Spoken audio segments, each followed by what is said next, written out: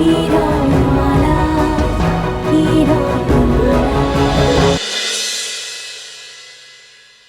বলছেন কি? হ্যাঁ, আগে আমাকে দেখতে দিন।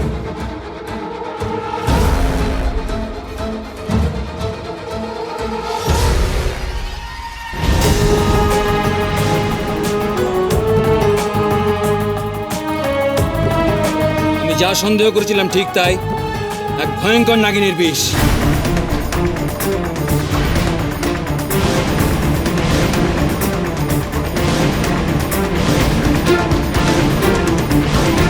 কি? আমার মাকে নাক বিষ দেওয়া হয়েছে?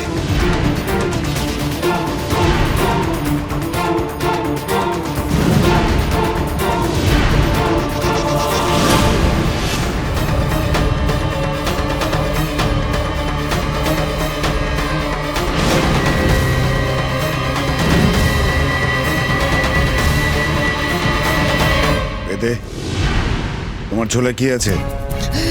নিজের ঝোলায় সাপ নিয়ে এসেছো আর আমাদের সাপের ভয় দেখাচ্ছ তুমি। ঝোলাই করে সাপ নিয়ে আসিনি, এনেছি সাপেদের জম, এক নেউল।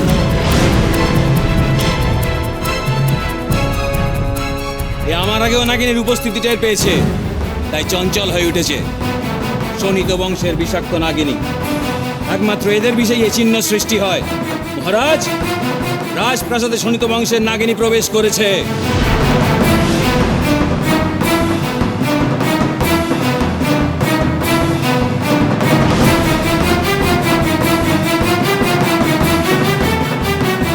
শুভ শক্তির প্রতীক তুমি, তুমি এই মনির শ্রেষ্ঠ রক্ষক। আমাদের কাছে তো সুনীত মণি আছে, সেটার জন্যই কি সুনীত বংশের নাগিনী আমাদের আক্রমণ করছে? এই বেদে নাগাদের সম্পর্কে অনেক কিছু জানে, ওকে এখানে থাকতে দিলে আমার বিপদ। না না না, এই বেদেকে আটকাতেই হবে।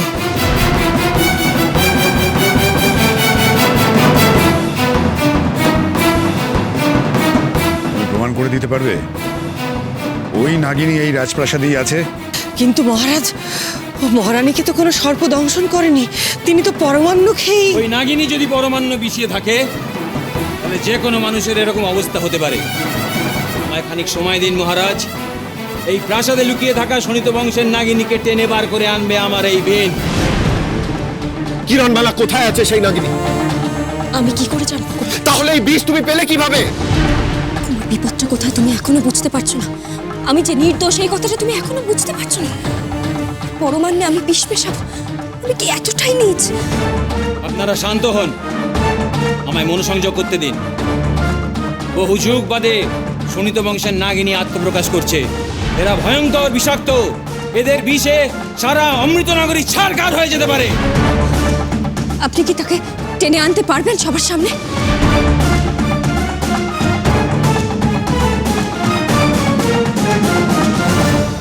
পারব।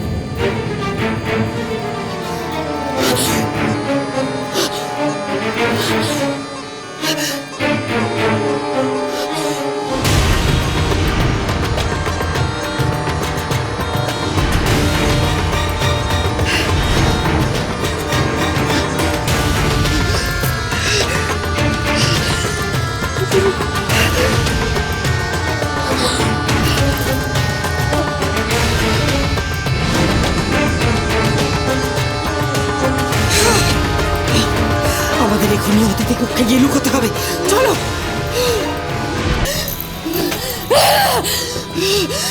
নাগিনী, নিজেকে সামলাও নাগিনী।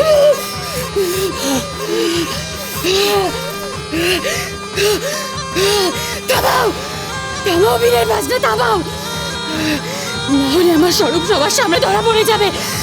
আমি হয়তো থাকতে না পেরে সবার সামনে ছুটে চলে যাবো। থামাও, শিখিয়ে থামাও।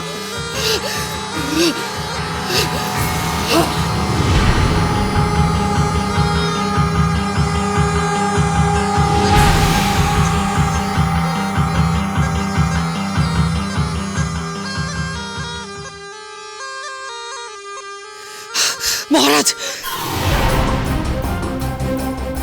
মার্জনা করবেন মহারাজ। একটা কথা যে আমি না বলেই পারছি না, মহারানীর এই অবস্থা, এখন এই বেদের বিন বাজানো না শুনে আপনি ভাবুন আমাদের কি করা উচিত। মহারানী যে কষ্টে ছটফট করছেন, এইভাবে বেশিক্ষণ থাকলে হয়তো উনি। ওই নাগিনী ফিরে এলেই। কোথায়, কোথায় সাপ, কোথায় তোমার সেই ইচ্ছাধারী নাগিনী? বলো মহারাজ, আপনি ওর কোনো কথায় কান দেবেন না। আমি আপনাকে বলছি মহারাজ, এই বেদে ভণ্ড ছাড়া আর কিচ্ছু নয়। আপনি ঠিকই বলেছেন, এই বেদে আমাদের ঠকাতে এসেছে। না মহারাজ, আমি ভণ্ড নই, আমার কথা অভ্রান্ত। এই প্রাসাদেই সেই বিষাক্ত নাগিনী কোথাও লুকিয়ে আছে। আমায় একটু সময় দিন, আমি তাকে ঠিক টেনে বার করবই। আর কত সময় দেওয়া হবে তোমাকে? তোমার মতো একজন ভণ্ডের উপর আমাদের ভরসা করাই উচিত হয়। এই মুহূর্তে এই প্রাসাদ ত্যাগ করো, নয়তো তোমাকে বন্দি করতে বাধ্য হব। আমাদের মিথ্যে কথা বলার অপরাধে, আমাদের ঠকানোর অপরাধে তোমাকে প্রাণদণ্ডে দণ্ডিত করব। না যুবরাজ, আমি মিথ্যে বলিনি। একবার যদি সেই শোণিত নাগিনীকে এখানে টেনে আনতে পারি, তাহলে মহারানীর প্রাণ রক্ষা হবে। স্তব্ধ হও, তোমার কোনো কথা শুনতে চাই না আমি। যাও এখান থেকে। মা, মা,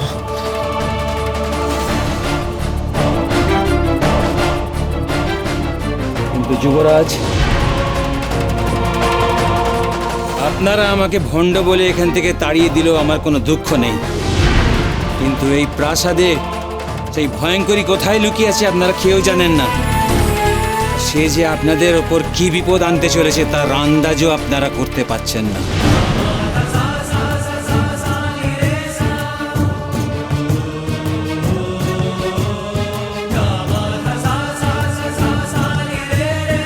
মহর্ষি, আপনি শীঘ্রই গণনা করে দেখুন কি উপায়ে মহারানীকে বাঁচানো যায়। শীঘ্রই গণনা করে দেখুন মহর্ষি।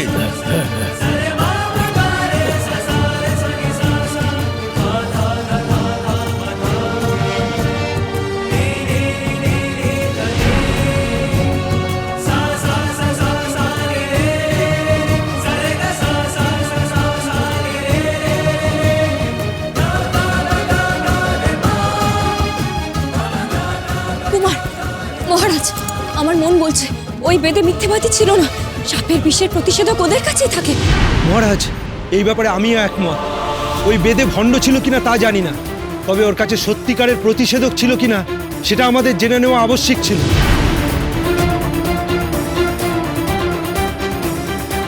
রাজকুমারী মোহিনী কোথায় গেল?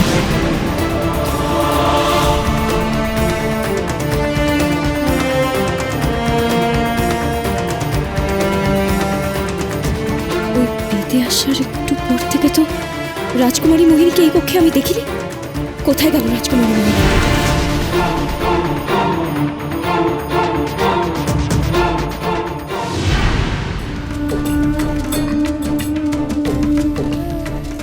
কে তুই? কি নাম তোর? আমার নাম নকুল। তুই কাঁদছিস কেন? ওই বেদে তোর কে হয়? ও যে আমার বন্ধু। আমি ওই নাগিনীকে মারতে পারিনি বলেই ওই নাগিনী আমার বন্ধুকে মেরে ফেললো। ওই নাগিনীকে আমি ছাড়বো না। ওই নাগিনীকে তুই আমায় চিনিয়ে দিতে পারবি? বল। যেদিন তুই ওই বিন বাজাতে পারবি সেদিন আমি তোর কাছে আসবো। নকুল,